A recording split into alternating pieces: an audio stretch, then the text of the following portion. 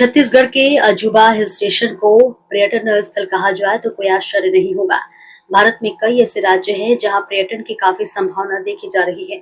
उसी में से एक छत्तीसगढ़ राज्य के एमसीबी जिले के नगर चिरमिरी को पर्यटन की दृष्टि से देखा जाए तो यहाँ काफी हद तक पर्यटक या टूरिस्ट के देखने के लायक काफी स्थान है। जिसे एक हिल स्टेशन की दृष्टि से देखा जाए तो इस क्षेत्र का नजारा कुछ अलग देखने को मिलेगा।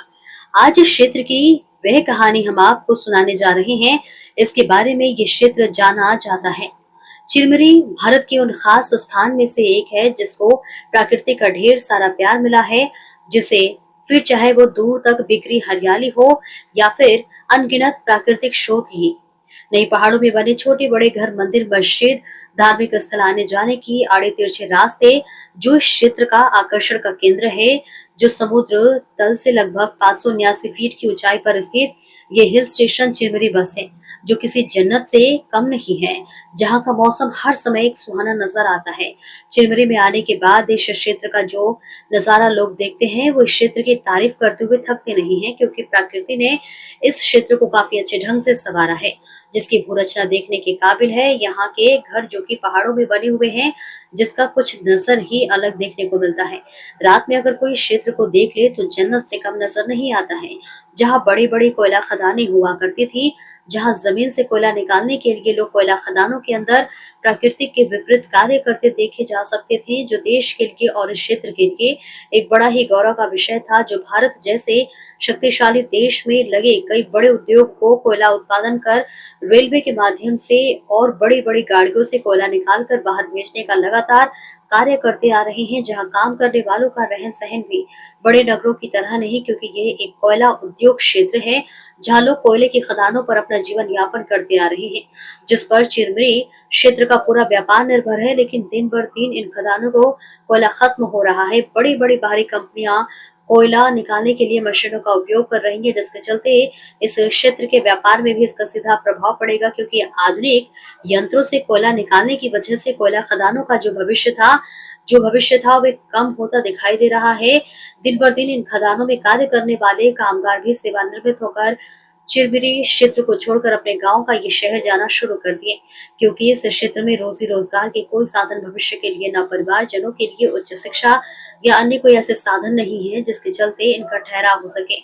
कुछ उम्मीद देखने को मिली थी जब चिरमिरी को नई रेल लाइन से जोड़ा गया जाएगा तो बड़े बड़े महानगरों तक चलने वाली ट्रेन चिरमिरी होकर आया जाया करेगी, तो इस क्षेत्र का व्यापार, रोजगार और यातायात के साधन में इसका सीधा प्रभाव पड़ेगा। परंतु इस कर में भी अभी कई वर्षों से कार्य लगेंगे, जबकि समय समय पर इस गति देने के लिए कुछ जन प्रतिनिधि इसे जल्द से जल्द प्रारंभ करने के लिए देश के प्रधानमंत्री, रेल मंत्री, छत्तीसगढ़ के मुख्यमंत्री, क्षेत्र विधायक से निवेदन करते आ रहे हैं। परंतु अभी तक इस कार्य में जो गति होनी चाहिए वे अच्छी नहीं जा रही है। दिन बर दिन इस क्षेत्र की आबादी घटती जा रही है। रोजी रोजगार के साधन, नए उम्मीद और आशा दूर दूर तक नजर नहीं आ रही। बच्चों के भविष्य भी बर्बाद हो रहे हैं, जिसके चलते लोग इस क्षेत्र से दूसरे स्थान जाने के लिए विवश हो चुके हैं। मेरा नाम समर सिंह है, वकील हूँ। वकील साहब, एक चीज बताइए, चिरमिरी एक हिल स्टेशन है या पर्यटन की दृष्टि से चिरमिरी को जो दृष्टि है, आप अपनी दृष्टि से बताइए कि चिरमिरी हिल स्टेशन है या पर्यटन की दृष्टि से क्या क्या संभावना है। देखिए, अगर ये हम देखें, चिरमिरी जो है, हमारे लोग यहाँ पे कहते हैं कि सेकंड शिमला है।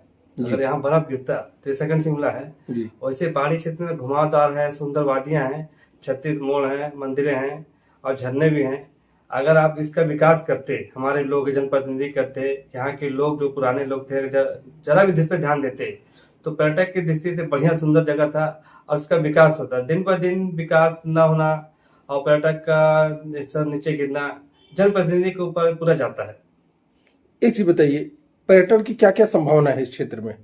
पर्यटक देखिए क्या है कि अगर पर्यटक की दृष्टि से देखें तो मेरा पूरा इलाका जो है वो घूमने लायक जगह है, सुंदर दृष्टि से। चिरमिरी में सुंदर जैसी जगह ऐसी कौन कौन सी जगह है जो कि पर्यटन की दृष्टि से देखा जाए, जहाँ पास टूरिस्ट लोग आ सकें। देखिए, पहले तो हमारा जगन्नाथ मंदिर है जी, बहुत ही सुंदर प्लेस है जी। और समझिए जगन्नाथ मंदिर जो पूरा उड़ीसा का जो मंदिर बना है उसकी तर्ज पे बना है जी। आपको दूसरा पूरे 2 जिले में 3 जिले में ऐसा मंदिर कहीं दिखाई नहीं देगा। जी जी। सेकंड, हमारे चिरमिरी से ही पास में अमृतधारा है जलप्रपात, जी। जो काफी लोकप्रिय है। जी। और इधर हमारा छत्तीसगढ़ है, छत्तीस मोड़ भी है, वहाँ पे भी बहुत सुंदर लोकेशन है, डैम है नीचे, और सुंदर सुंदर वादियां हैं। और बरतुंगा हिल माइन के ऊपर आप देखें तो वहाँ पे भी बहुत सुंदर वादियां हैं। और अगर चिरमिरी को हिल स्टेशन बोलते हैं लोग, चिरमिरी रेलवे स्टेशन की स्थापना कब हुई थी, इसके बारे में जानकारी है? ये 1939 के आसपास जानकारी है मेरे को लगभग, और अंग्रेजों ने किया था। उन्होंने सबसे पहले यहाँ पे खोजा कोयला, और एक चीज काट से कोयला रखा हुआ था। कोयला यहाँ पे इतना मात्रा में है कि मेरे को लगता है 3-4 पीढ़ी और निकल सकती है। और लेकिन फिर भी जनप्रतिनिधि इस संबंध में कोई ध्यान नहीं दे रहे हैं कि चिरमिरी का विकास कैसे हो, चिरमिरी का उत्थान कैसे हो, यहाँ के रोजगार कैसे मिले और इसका उत्थान हो। दिन पर दिन पर जनता कम होते जा रही है, इसका मेरे को लगता है कि और भी आबादी कम होते जा रही है, जबकि 2 जिले मिलाकर नगर निगम क्षेत्र हमारा कहलाता है। उसके बाद भी जो इनका रख रखाव देखभाल होना चाहिए, न कोई जनप्रतिनिधि देख रहा, न आम जनता को ध्यान दे रही है।